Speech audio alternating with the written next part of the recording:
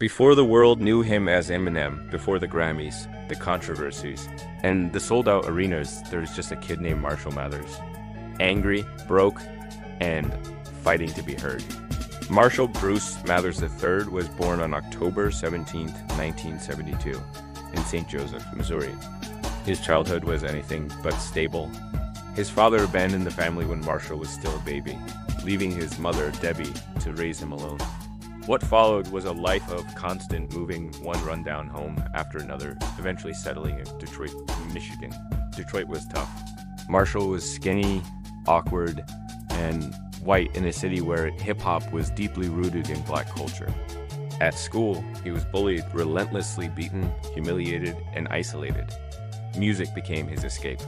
Rap wasn't just entertainment, it was survival.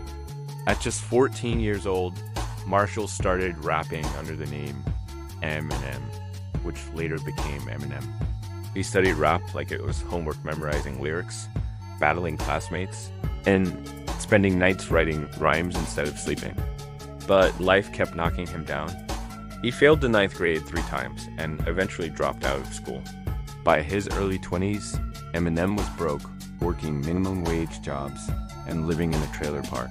He had a daughter, Haley, and the pressure to provide was crushing. At one point, feeling hopeless and defeated, Eminem attempted to take his own life. He survived, but the pain stayed, and it poured directly into his music. If you or someone you know is struggling, please know there's help available.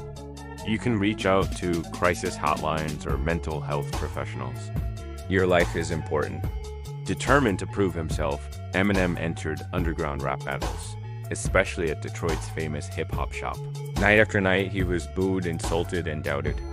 But slowly, his sharp lyrics, raw honesty, and fearless delivery earned him respect. In 1997, Eminem released an independent project called the Slim Shady EP. It was dark, violent, funny, and brutally honest. Against all odds, it landed in the hands of one man who would change his life forever, Dr. Dre. When Dr. Dre first heard Eminem, he didn't care that he was white. He cared about talent. Dre famously said, "I don't care if you're purple, this kid can rap." In 1999, Eminem released the Slim Shady LP. The album exploded. Songs like My Name Is introduced the world to Slim Shady, an alter ego that was outrageous, offensive, and unforgettable. Eminem won his first Grammy, but fame came with backlash. Critics accused him of promoting violence and negativity. Protests followed him everywhere, but so did millions of fans. Instead of backing down, Eminem pushed harder. In 2000, he released the Marshall Mathers LP. It became one of the fastest-selling albums in history.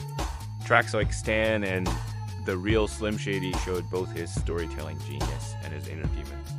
Eminem wasn't just a rapper anymore, he was a global phenomenon. But behind the fame was chaos. The pressure, combined with personal struggles, led to addiction.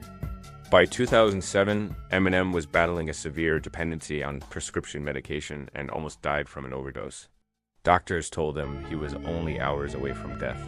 That moment forced a change. Eminem disappeared from the spotlight, went to rehab, and rebuilt himself from the ground up. In 2010, he returned with the album Recovery. It was different, more reflective, more mature.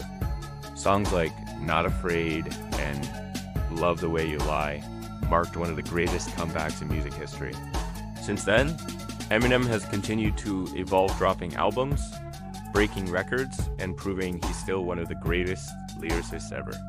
From 8 Mile to 15 Grammys, from trailer parks to rap immortality, his story is one of pain, persistence, and raw honesty. Eminem didn't just survive his past. He turned it into music and made the world listen. Thanks for watching. If you enjoyed this story, make sure to like and subscribe for more content.